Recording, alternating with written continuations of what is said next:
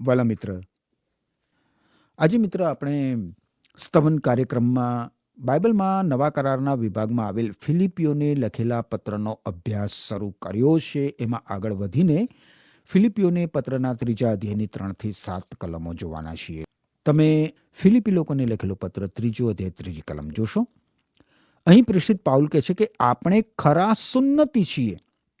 આપણે ખરા સુન્નતિ છીએ કારણ આપણે આત્માથી ઈશ્વરનું ભજન કરીએ છીએ અને ઈસુ ખ્રિસ્તમાં આપણા જે જીવન છે તેમાં આનંદ કરીએ છીએ. આપણે ખરા સુન્નતિ છીએ. હવે આ વિધાન દ્વારા પાઉલ શું કહેવા માંગે છે મિત્ર? તમે જુઓ, ગલાતીઓને પત્રના અંત ભાગમાં પાઉલ આ વાત બહુ જ સ્પષ્ટ કરે છે. ગલાતી લોકોને લખેલો પત્ર નવા કરારના વિભાગમાં જ છે. તમે જુઓ, ગલાતીઓને પત્ર 6 અધ્યાય 15મી કલમ. ત્યાં પ્રેષિત પાઉલ કહે છે, કોઈની સુન્નત થયેલી છે કે નથી? કોઈની સુન્નત થયેલી છે કે નથી થઈ? એ બાબત જરા પણ અગત્યની નથી, પણ મહત્વ તો નવસર્જનનું જ છે. જૂની સુન્નત હવે અસ્તિત્વ ધરાવતી જ નથી મિત્ર. એની તો બાદબાકી થઈ ગઈ છે. યાદ રાખો મિત્ર, ઈશ્વર કોઈ બાહ્ય વિધિ કરાવવા માંગતા નથી આપણી પાસે. સાચી સુન્નત તો હૃદયની છે, હૃદયની. અને એ તો નવેસરથી થતો જન્મ છે. સાચી સુન્નત નવેસરથી જન્મ થવો એ છે ઈશ્વર પ્રત્યે માનવીના હૃદયનું નવું વલણ. સાચી સુન્નત એ તો ઈસુ ખ્રિસ્તમાં હોવું એ છે મિત્ર. આપણને આપણા દેહમાં ભરોસો નથી, એટલે કે આપણા જૂના માણસપણામાં, જૂના માનવ સ્વભાવમાં આપણને શ્રદ્ધા નથી. આપણે તો માત્ર ઈસુ ખ્રિસ્ત ઉપર ભરોસો રાખીએ છીએ. દુષ્કર્મોના બંધનોમાંથી ઉદ્ધાર માટે, પાપોની શિક્ષામાંથી મુક્તિ માટે આપણે આપણી સામે નથી જોતા મિત્ર. આપણે આપણા જૂના સ્વભાવમાં વિશ્વાસી તરીકેનું જીવન પણ જીવી શકતા નથી. યાદ રાખજો, એ માટે તો ઈસુ ખ્રિસ્ત આપણામાં જીવતા હોવા જોઈએ. નિયમ પાલન પર ભાર મૂકનારા લોકો પાઉલની પ્રચાર સફરમાં પાઉલની પાછળ જતા હતા અને વિશ્વાસીઓને મળીને તેમને કંઈક આવું કહેતા હતા. સાંભળો, અમને ખબર છે કે ભાઈ પાઉલ એવું શીખવે છે કે આપણે દેહમાં ભરોસો રાખવાનો નથી, આપણે બાહ્ય સંસ્કારો પર કે ધાર્મિક રીત રિવાજો પર ભરોસો રાખવાનો નથી. અને ભરોસો મૂકનાર લોકોને પાઉલ કેવો ઉત્તર આપે છે જુઓ તમે 4 કલમમાં. આપણે બાહ્ય સંસ્કારો પર ભરોસો રાખતા નથી. આવી બાબતોમાં જો કોઈ ધારે કે બાહ્ય સંસ્કારથી તે સલામત છે, તો તે પ્રમાણે વિચારવાનું મારે વધારે કારણ છે. પાઉલ કહે છે કે જો કોઈને દેહ ઉપર શ્રદ્ધા હોય, જો કોઈને બાહ્ય સંસ્કારોમાં સલામતી લાગતી હોય, તો પાઉલને તો અન્ય કોઈ વ્યક્તિઓ કરતા એવું વિચારવાનું વધારે કારણ છે. કોઈ પણ વ્યક્તિ કરતા બાહ્ય સંસ્કારોના પાલનની બાબતમાં પ્રેષિત પાઉલ વધારે વફાદાર હતો, વધારે નિષ્ઠાવાન હતો. હવે એક સમયે પાઉલ જે બાબતો ઉપર ભરોસો રાખતો હતો, એવી 7 બાબતોની યાદી પ્રેષિત પાઉલ હવે આપણને આપશે. અને એ તો ધર્મ છે, ધર્મ. જો કોઈ વ્યક્તિનો ધર્મથી ઉદ્ધાર થઈ શકે એમ હોય તો એ વ્યક્તિ તાર્સસ શહેરનો શાઉલ જ હોઈ શકે. તાર્સસ શહેરનો શાઉલ. 5મી અને 6ઠ્ઠી કલમ જુઓ, પ્રેષિત પાઉલ શું કહે છે? જ્યારે હું 8 દિવસનો હતો ત્યારે મારી સુન્નત કરવામાં આવી હતી. હું જન્મથી ઇઝરાયેલી બિન્યામીનના કુળનો છું અને મારામાં માત્ર હિબ્રુ લોહી જ છે. જ્યાં સુધી યહૂદી નિયમશાસ્ત્રને લાગે વળગે છે ત્યાં સુધી હું ફરોશી છું. અને હું એટલો બધો ધગશવાળો હતો કે મેં ઈસુ ખ્રિસ્તની મંડળીની સતાવણી કરી હતી. નિયમશાસ્ત્રની આજ્ઞાઓને આધીન થઈને ઈશ્વરની સાથે સીધા સંબંધમાં આવી શકાતું હોય તો હું નિયમશાસ્ત્ર પ્રમાણે નિર્દોષ છું. હવે આ 5મી અને 6ઠ્ઠી કલમોમાં પ્રેષિત પાઉલ જે બાબતો કહેશે એ એવી બાબતો છે જે વિશે આજે પણ લોકો બડાશ મારે છે. પણ એમાંની એક પણ બાબત માનવીને મુક્તિ અપાવી શકતી નથી, એના દુષ્કર્મોના બંધનોમાંથી એનો ઉદ્ધાર કરી શકતી નથી, એના પાપોની શિક્ષામાંથી એને મુક્તિ અપાવી શકતી નથી. હવે તમે જુઓ, આ કલમોમાં આપવામાં આવેલી યાદીમાં પ્રથમ બાબત કઈ છે? 8મા દિવસની સુન્નત એ પ્રથમ બાબત છે. મોશેના નિયમશાસ્ત્રની આ મૂળભૂત વિધિ હતી મિત્ર. પાઉલની 8 દિવસની ઉંમરે નિયમ પ્રમાણે સુન્નત કરવામાં આવી હતી. પ્રેષિત પાઉલના માતા પિતા ધાર્મિક હતા અને તેમણે પાઉલનો ઉછેર મોશેના નિયમશાસ્ત્ર પ્રમાણે જ કર્યો હતો. હવે બીજી બાબત જુઓ. પાઉલ જન્મથી ઇઝરાયેલી હતો. વિધિઓ ઉપર ભરોસો રાખવાનો નથી અને નિયમ આપણો ઉદ્ધાર કરી શકે નહીં એવું પ્રેષિત પાઉલ આ બધી કલમોમાં શીખવે છે. પણ પાઉલ પોતાની પાસે કોઈ આધાર નથી. અમારી જેમ પાઉલ પાસે યહૂદી ધર્મની પાશ્ચાત ભૂમિકા નથી. પાઉલ જે કંઈ કહે છે તે નિયમના ધારા ધોરણો પ્રમાણે જીવવામાં તે નિષ્ફળ ગયો હોવાથી કહે છે એવું પાઉલની પાછળ ફરનારા ધર્મ પ્રચારકો કહેતા હતા પાઉલની વિરુદ્ધ.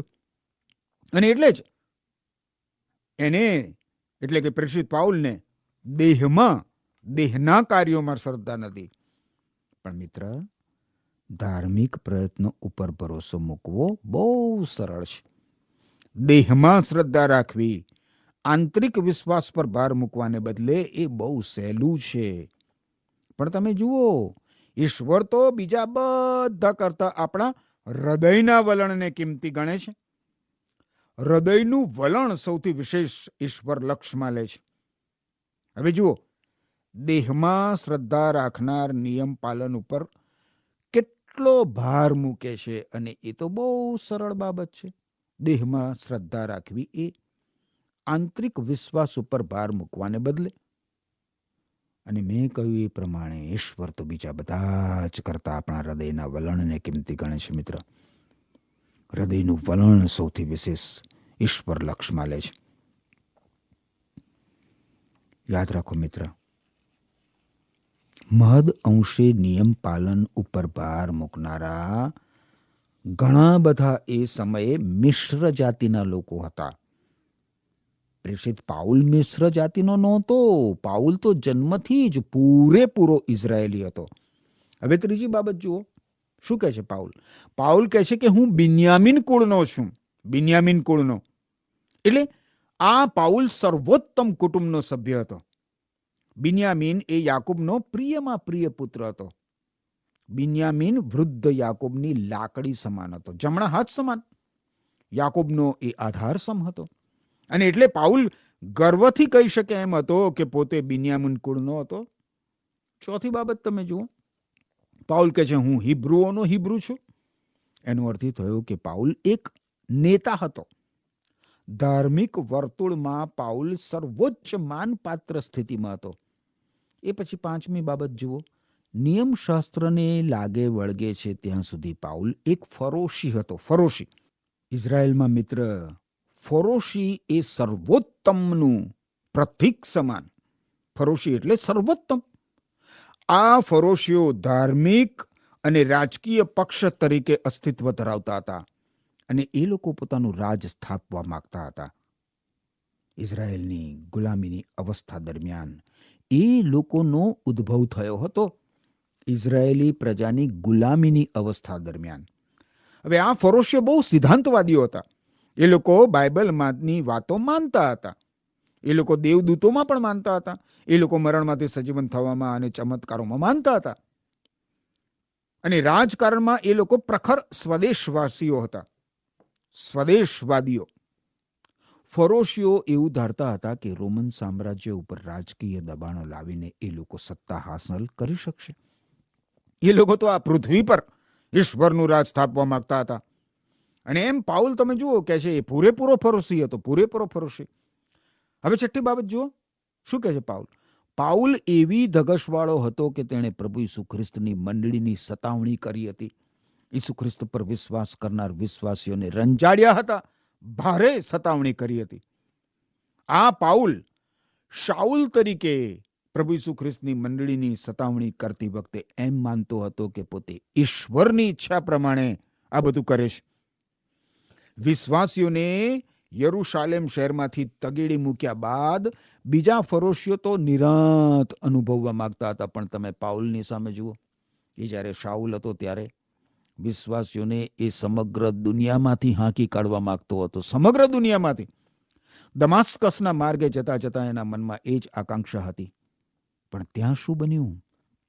દમાસ્કસ જવાના માર્ગે એના હૃદયનું પરિવર્તન થઈ ગયું મિત્ર. 7મી બાબત તમે જુઓ. નિયમશાસ્ત્ર પ્રમાણે પાઉલ તદ્દન નિર્દોષ હતો. હવે પાઉલ અહીંયા એમ નથી કહેતો કે એ પાપ રહિત હતો. ના ના ના ના, એ સંપૂર્ણ હતો એવું પણ પ્રેષિત પાઉલ નથી કહેતો. પાઉલ તો એમ કહે છે કે એ નિર્દોષ હતો. રોમન લોકોને લખેલો પત્ર 7મો અધ્યાય 7મી કલમમાં લખ્યું છે કે શું નિયમશાસ્ત્ર જાતે જ પાપી છે? ના, એવું નથી. પણ પાપ શું છે એનું ભાન મને નિયમથી થયું. જો નિયમે એમ કહ્યું ન હોત કે લોભ ન રાખતો, લોભ રાખવો એ શું તે મેં જાણ્યું ન હોત. પાઉલ આ પ્રમાણે કહે છે. અને એટલે એ બાબત બતાવે છે કે નિયમશાસ્ત્ર પ્રમાણે પાઉલ નિર્દોષ હતો. નિયમશાસ્ત્ર પ્રમાણે પાઉલ નિર્દોષ હતો એનો અર્થ એ થયો કે ઈશ્વર સમક્ષ પાપના સંબંધમાં પોતાની પરિસ્થિતિ સીધી કરવા માટે પાઉલે પોતાના પાપો માટે યોગ્ય બલિદાનો અર્પણ કર્યા હતા નિયમ પ્રમાણે. અને એટલે પાઉલ નિયમશાસ્ત્રની બાબતમાં સનિષ્ઠ હતો. અને એ રીતે તમે જુઓ તો પાઉલ ઉત્તમ સંત જેવો હતો. પૂરેપૂરા અધિકાર સહિત પાઉલ એમ કહી શકે એમ હતો કે આપણે બાહ્ય સંસ્કારો પર ભરોસો રાખતા નથી. આવી બાબતોમાં જો કોઈ ધારે કે બાહ્ય સંસ્કારથી તે સલામત છે તો તે પ્રમાણે વિચારવાનું મારે વધારે કારણ છે. પાઉલના જમા પાસામાં આ બધી જ બાબતો હતી મિત્ર. જન્મથી ઇઝરાયેલી, સુન્નત કરેલો, પહેલી બાબત.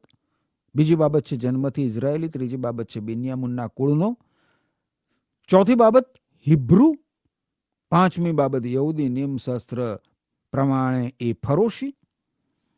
અને 6ઠ્ઠી બાબત જુઓ, ધગશવાળો ઈશ્વર પ્રત્યે કે મંડળીની સતાવણી કરી. અને 7મી બાબત નિયમશાસ્ત્ર પ્રમાણે સંપૂર્ણ નિર્દોષ. આ બધી બાબતો પ્રેષિત પાઉલના જમા પાસામાં હતી. આ પાઉલનું જ્યારે હૃદય પરિવર્તન થયું નહોતું ત્યારે આ બધી બાબતોના થતા મોટા સરવાળાથી એ એમ માનતો હતો કે ઈશ્વર પાસે જવાનો તેને પૂરો નૈતિક અધિકાર છે. પાઉલ માનતો હતો કે એના એ બધા જ કૃત્યો એના માટે પ્રમાણપત્ર સમાન છે. હવે પાઉલના ઉધાર પાસામાં તમે જુઓ. પાઉલના ઉધાર પાસામાં એ હતું કે તે માનવીના અજોડ ઉદ્ધારક પ્રભુ ઈસુ ખ્રિસ્તને ધિક્કારતો હતો. અને આ ધિક્કારને કારણે પાઉલ પ્રભુ ઈસુ ખ્રિસ્તના અનુયાયીઓ ઉપર અત્યાચાર ગુજારતો હતો અને તેમને રંજાડતો હતો. પણ પછી એક દિવસ દમસ્કસના શહેર તરફ જવાના રસ્તે પાઉલને પ્રભુ ઈસુ ખ્રિસ્તનું દર્શન થયું અને પાઉલે પછી પોતાના હિસાબ કિતાબ રાખવાની પદ્ધતિ જ ફેરવી નાખી.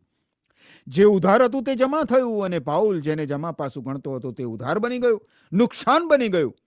અને આ એક સંપૂર્ણ પરિવર્તન હતું. સંપૂર્ણ પરિવર્તન. તમારા જીવનનું મિત્ર, તમારા દ્રષ્ટિબિંદુનું મિત્ર, તમારા અભિગમનું મિત્ર, તમારા હૃદયનું પરિવર્તન થયું છે મિત્ર.